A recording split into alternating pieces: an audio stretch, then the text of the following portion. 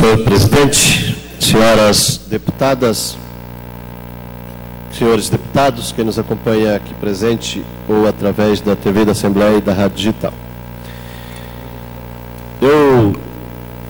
Uma pequena observação sobre os pronunciamentos, tanto do deputado Volney Morastori quanto do deputado Dirceu Dresch, dessa lentidão do governo e desses problemas.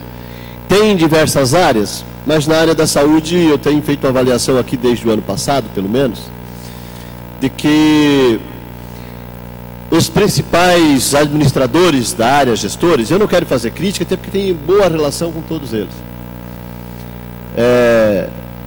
não foram escalados ou não assumiram os postos de trabalho com a intenção de fazer funcionar o sistema público estadual existente, e sim de imprimir outra lógica de gestão, que seria a lógica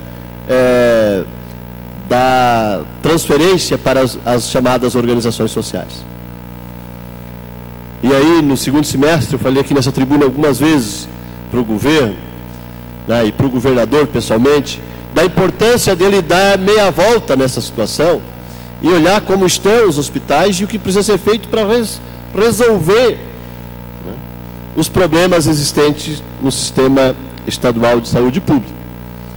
Porque me parece que a prioridade tem sido achar argumentos para privatizar. Negam que a palavra seja privatização, mas entregar para terceiros um ente jurídico de caráter privado, para mim, é privatizar e continua sendo. Então, não é má-fé, eu acredito que não seja má-fé, mas tem essa proposta que é programática e ideológica de instituir outra forma de gerenciamento. E aí, talvez fica marcando passo em algumas reformas ou soluções que seriam urgentes, na perspectiva de transferir e daí sim o ente privado fazer e adequar conforme um outro princípio, um outro objetivo. Então, e se é esta questão, eu estou aqui fazendo uma reflexão, se é essa questão, é preciso que o governador, para resolver, né, faça um debate, né, com seus gestores. Eu me proponho a participar, inclusive outros setores da sociedade se propõem a participar. Mas já que não somos da base aliada, né, que façam entre si o debate. Deputados aqui nesta Assembleia, inclusive especialistas em saúde. Porque é preciso dar solução. É preciso dar encaminhamento. O Hospital Florianópolis está fechado há mais de 3 anos e não reabre. Reformar o primeiro andar, depois de reformar o primeiro andar, decidiram que iam reformar o segundo e o terceiro. E acabaram estragando a reforma que tinham feito embaixo quando foram fazer em cima. Qual é a lógica de planejamento, né, do serviço de saúde no estado de Santa Catarina? Mas, enfim, esse é um debate que precisamos continuar aqui nesta casa. Eu quero retomar hoje um assunto que sei que é polêmico, um assunto que foi bastante tratado, badalado, aqui há 2 semanas. A demarcação da terra indígena Morro dos Cavalos, na Palhoça. Nesse período, eu recebi algumas avaliações críticas, inclusive do meu posicionamento naquela ocasião. Recebi documentos e busquei fazer um estudo e me aprofundar mais a essa questão. E antes de mais nada, antes de prosseguir a reflexão, eu quero começar fazendo aqui uma autocrítica, por 2 motivos.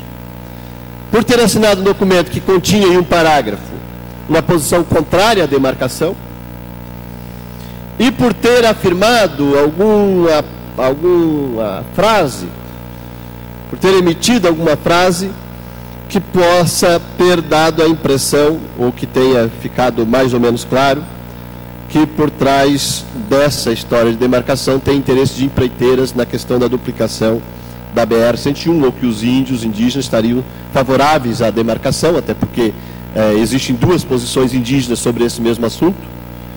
Existe indígena nas 2 posições, melhor dizendo. Poderia haver interesse de empreiteiras e, inclusive, usando vontades legítimas dos próximos indígenas.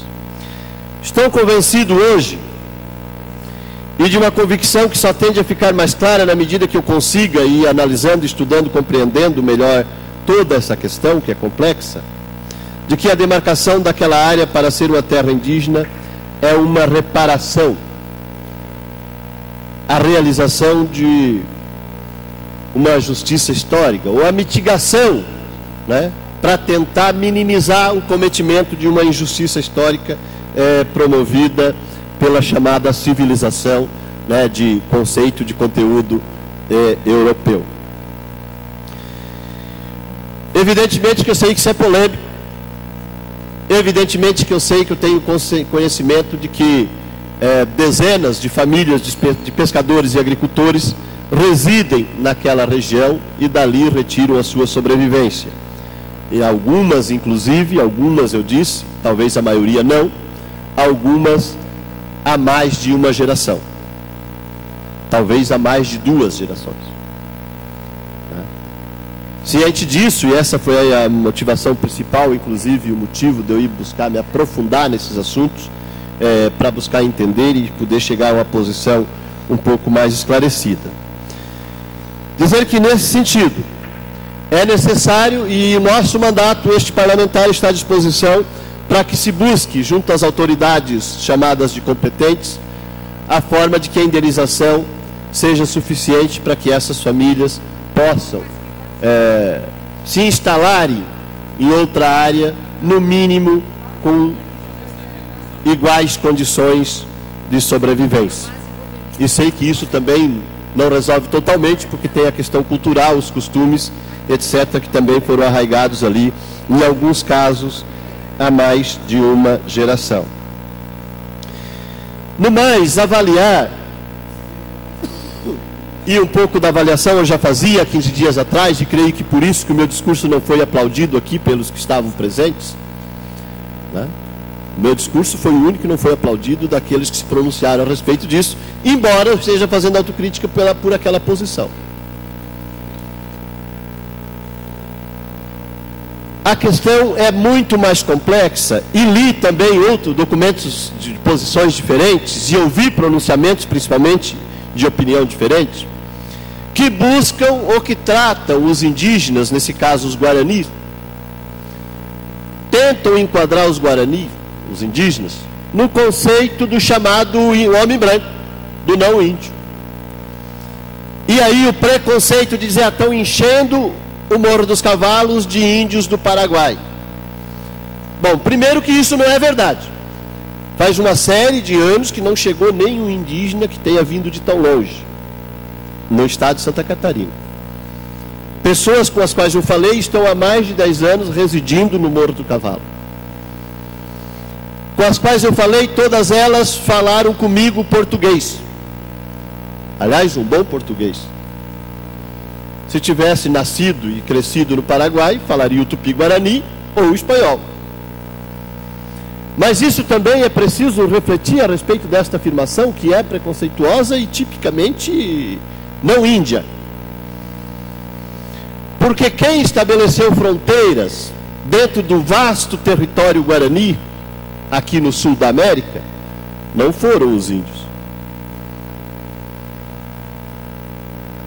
A nação guarani viveu sempre em território que hoje está dividido no mínimo em 3 países: Brasil, Paraguai e Argentina. No mínimo. Ou seja, há 500 anos não tinha Brasil, Paraguai e Argentina. Então os não índios foram lá, muitas vezes com a força da espada, arrasando tudo, inclusive expulsando, e os que não queriam ser expulsos, matando os indígenas, e criaram fronteiras. A cultura indígena, para aqueles que quiserem refletir, honestamente, eu sei que é o caso de Vossa Excelência, deputado Andrino, a cultura guarani não é igual à nossa, que uma pessoa nasce e morre morando na mesma aldeia, na mesma comunidade. Eles têm a tradição milenar de morar um tempo em cada região e se visitar, inclusive revezar, trocar de aldeia. É a forma deles, inclusive, compartilhar as experiências, aprender. E é sim possível um indígena nascer no Brasil e quando estiver velho, estar lá no Paraguai, e vice-versa. Então isso tudo precisa ser refletido acerca desse assunto. Eu pediria 30 segundos, embora fosse necessário. 1 minuto, Vossa Excelência, então. Muito obrigado, presidente. Precisaria mais uns 10 minutos para terminar a reflexão, mais uns 30 segundos para a gente fazer um apanhado. Então precisa se analisar de forma muito mais ampla essa questão. Desde 2002, aqueles indígenas defendem que sejam construídos 2 túneis, justamente para que a BR-101 não corte a aldeia pelo meio, a terra guarani, a terra indígena pelo meio. Então isso tudo precisa ser observado, precisa ser indenizado corretamente os pescadores e agricultores e precisa se respeitar a tradição e os direitos dos não brancos, dos indígenas.